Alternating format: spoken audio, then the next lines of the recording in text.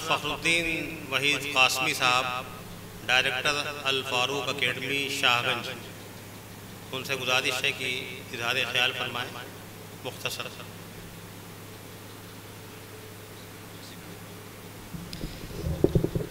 अस्सलामु अलैकुम वरहमतुल्लाहि वबरकातुहू। हल्का किए बैठे रहो एक शम्मा को यारो, हल्का किए बैठे रहो एक शम्मा को यारो, कुछ रोशनी बाकी है हर चंद की कम है। हाज़रीन उलमाए किराम, दानिशवरान मिल्लत, मैं थोड़ी सी तफसील मकतब की तालीम के ताल्लुक से कुछ बातें रखना चाहता हूँ। देखिए, हम इंसान जब पैदा होते हैं दुनिया में तो सीखने की कुछ उम्र होती है, इसके कुछ फेजेस हैं। पहला फेज माँ की गोद से जब बच्चा शुरुआत करता है, पैदाइश से लेकर 2 साल ज़माना, ये एक फेज है तालीम का।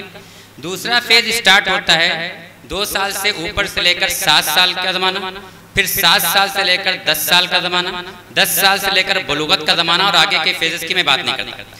मैं जो रोशनी डालना चाहता हूँ वो सिर्फ दूसरे फेज पर। दूसरा फेज वो ज़माना है जब बच्चा 2 साल से लेकर 7 साल की उम्र में होता है। इस ज़माने के अंदर बच्चा मकतब की 4 दीवारी के अंदर आ जाता है। वो LKG, UKG, फर्स्ट, सेकंड या थर्ड तक के बीच में रहता है। नर्सरी से लेकर सेकंड या थर्ड क्लास के बीच में रहता है। इस ज़माने का सबसे अहम मौजू ज़बान है। हमारे मकतब की 4 दीवारी के अंदर 2 ज़बानें सिखाई जाती हैं, जिनके सिखाने का एहतमाम पहले से चला आ रहा था। मैं इन 2 ज़बानों की ख़ास अहमियत बताना चाहता हूँ कि ये तलबा के जहन को डेवलप करने में क्या रोल अदा करती है। एक का नाम है उर्दू, जो हमारी मादरी ज़बान है, और दूसरे का नाम है अरबी, जो हमारी मजहबी ज़बान है। देखिए, ये 2 ज़बानें हैं। दुनिया में जितनी ज़बानें हैं, ये तमाम ज़बानें 2 हिस्सों में बांटी जाती हैं, एक रेट्रोफ्लेक्स और दूसरी नॉन रेट्रोफ्लेक्स। रेट्रोफ्लेक्स ज़बानें दुनिया में 20% हैं और 80% ज़बानें नॉन रेट्रोफ्लेक्स हैं। हम जो बचपन में बच्चे को ज़बान सिखाते हैं, 2 ज़बानें अरबी और उर्दू, इसमें से एक ज़बान रेट्रोफ्लेक्स है उर्दू, और एक ज़बान है नॉन रेट्रोफ्लेक्स जिसे हम अरबी ज़बान कह सकते हैं। दोनों की अपनी चीज़ें हैं बच्चे की इब्तिदाई सलाहियतों और महारतों को डेवलप करने में। अगर ये सलाहियतें और महारतें सलीके से डेवलप नहीं हुई तो बच्चा आगे की मंजिलें जिस तेज रफ्तारी के साथ तय करना है और जिस पुख्तगी के साथ तय करना है, उसमें ज़रूर कमियां, कमज़ोरियां और कोताहियां रह जाएंगी। उर्दू की क्या खास बात है? उर्दू एक ऐसी ज़बान है जिसमें 38 हरूफ हैं और कुल 47 आवाज़ निकालती है। 38 हरूफ और 47 आवाज़ निकालती है। ये दुनिया की वो ज़बान है जिसकी गोद और आगोश के अंदर दुनिया की किसी ज़बान का कोई लफ्ज़ अगर बैठाया जाए तो बीच में ऐसा शामिल होता है कि ये एहसास नहीं होता कि कोई अजनबी लफ्ज़ उर्दू की आगोश में आ गया।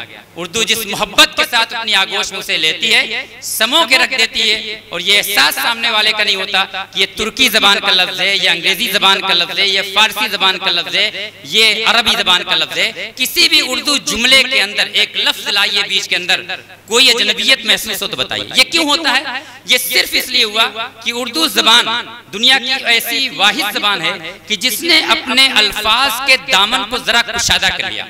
कुशादगी क्या है? इसकी 3 खास बातें हैं।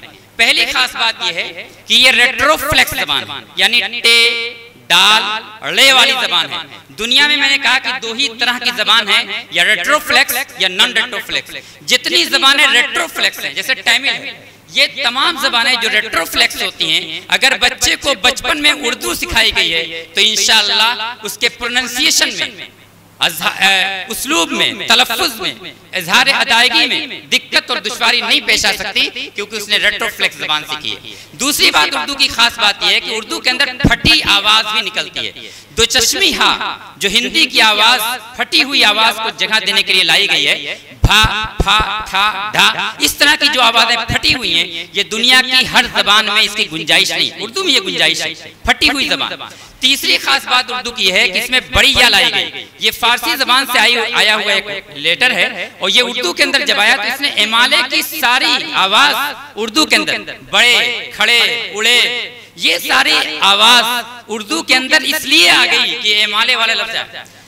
अरबी जबान के अंदर इमाला किरत का एक मौजू है और हुजूर अकरम सल्लल्लाहु अलैहि वसल्लम ने पूरे कुरान करीम में एक जगह मजरेहा इमाले के साथ पढ़ा है। ये किरत का तो उसूल है, अरबी जबान के अंदर ये इमाले वाली आवाज नहीं पाई जाती। ये उर्दू की खास बात थी। अगर बचपन में उर्दू सलीके से पढ़ाया गया और उसमें ये जोड़, मुझे थोड़ा सा माजरत चाहूंगा, मैं बात थोड़ा सा करना चाहूंगा जी, इख्तिसारी के साथ कोशिश बिल्कुल मुख्तसर रखना चाहूंगा, लेकिन अपनी बात थोड़ा सा दोनों जबान के ताल्लुक से जो मैंने पेश की वो करूंगा कि अरबी जबान उर्दू में ये जो 3 बातें आई थी, उन 3 बातों की वजह से उर्दू का दामन काफी कुशादा हो गया। इसमें एक इजाफा करना है, वो इजाफा ये है कि उर्दू के साथ सुनाने का एहतमाम किया जाए। हमारे बचपन में हमारी दादी माँ और नानी माँ कहानियां सुनाया करती थी बचपन में। वो जो कहानियां सुना करते थे, सुनकर जबानें सीखी जाती हैं। हम आज उर्दू इसलिए नहीं जान रहे हैं कि उर्दू की बड़ी बड़ी किताबें पढ़ें, हम इसलिए उर्दू जान रहे हैं कि मेरी माँ की जबान थी, मैं जब माँ के पेट में था तो उर्दू सुन रहा था, और जब बाहर आया तो उर्दू सुन रहा था। उर्दू इसलिए मुझे अजीज है, मेरे डीएनए से ज्यादा करीब है, क्योंकि ये मेरी जबान। अरबी जबान की क्या खास बात? अरबी जबान में जो हुरूफ हैं कुल 29 हैं, लेकिन जो अदायगी के मकामात हैं, अरबी दुनिया की वो वाहिद जबान है जो मखारिज के एतबार से जिस परफेक्शन के साथ निकालती है, इसे लुगतुल ज़ात कहा गया। ये ज़ात कहीं निकल नहीं पाता है। इसमें 3 बातें। पहली बात कि ये आर्टिकुलेटरी सिस्टम बच्चे का डेवलप करता है। आर्टिकुलेटरी सिस्टम का मतलब उर्दू अरबी के अल्फाज मैंने बताया कि 29 लेटर होते हैं और निकलने की जो जगह है, होंठ की खुश्की से लेकर हलक के आक्साए हलक तक, आखिरी हल्के हिस्से तक, यहाँ से हमारे अरबी के अल्फाज निकलते हैं। ये आर्टिकुलेटरी सिस्टम को डेवलप करने में सबसे बेहतर जबान है दुनिया की। अगर कोई अरबी जबान नहीं सीखेगा तो उसका आर्टिकुलेशन उतना साउंड, मजबूत और पुख्ता नहीं होगा। दूसरी बात कि जो ये अरबी के अल्फाज हम अदा करते हैं, ये आवाज बनती कहाँ? ये लिरिक्स से बनती है, जो हम लोग देहाती में कहते हैं टेटुआ। इस टेटुआ से आवाज दरअसल बनती है। ये आवाज बनने की जगह है। ये अरबी की जबान है जहां से आवाज बड़े खास अंदाज से बनती है। तीसरी खास बात अरबी की यह है कि प्रेशर सिस्टम अरबी का बड़ा जबरदस्त। हमारे यहाँ बाज अल्फाज, बाज हुरूफ की अदायगी इस अंदाज से होती है कि शिकम का जो पर्दा है, जिसको लिरिक्स कहते हैं, यहाँ से दबाव पड़ता है।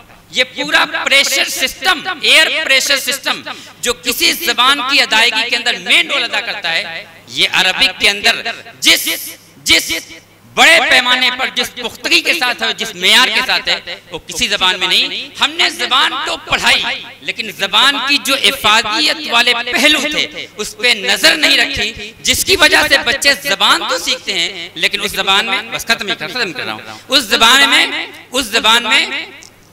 जबान में जो फायदे होने थे, जो महारतों का हल होना था, वो महारतों का फायदा नहीं मिला। मैं माफी चाहता हूँ, मुझे इजाजत नहीं दी जा रही है, हालांकि कुछ बातें मैं करना चाह रहा था, लेकिन शुक्रिया।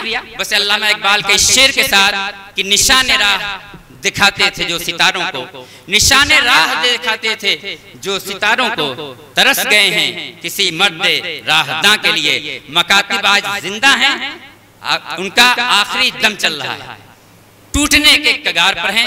अगर कोई कोशिश उनकी आबयारी की, उनके एहया की संजीदा कोशिश नहीं हुई तो यकीनी तौर पर हमारी आंखों के सामने दम तोड़ देंगे। दारो बम बामो दर्द तो रहेंगे, लेकिन उनमें फिर वो जान नहीं रहेगी, जिनकी वजह से बच्चे एक ही वक्त मकतब में पढ़कर मदारिस में भी जाया करते थे और कॉलेजेस में भी जाया करते थे और अच्छा रोल प्ले किया करते थे। वहाँ के लोगों को ये एहसास होता था कि मकतब में कोई तालीमी काम हो रहा है। मैं शुक्रिया के साथ, माफी के साथ जिम्मेदारों से कि मैंने कुछ वक्त अगर ज्यादा ले लिया, इसके लिए माफी चाहता हूँ। जज़ाकुमुल्लाह खैर।